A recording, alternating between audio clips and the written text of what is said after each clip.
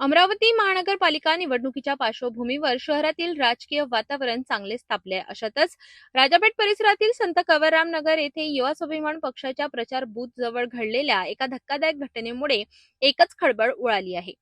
काही समाजकंटकांनी थेट तलवारी घेऊन हैदोस घातल्याचा प्रकार समोर आला असून हा प्रकार नेमका कुणाला लक्ष्य करून होता याचा तपास आता पोलीस करीत आहेत. अमरावती शहरात महानगरपालिका निवडणूक जोरात सुरू असतानाच युवा स्वाभिमान पक्षाने प्रचारात मोठी आघाडी घेतल्याचे चित्र आहे.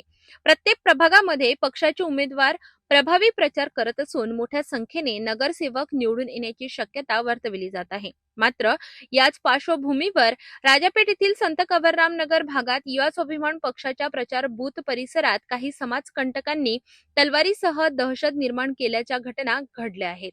या घटनेमुळे परिसरात भीतीचे वातावरण पसरले असून नागरिकांमध्ये संताप व्यक्त केला जात आहे.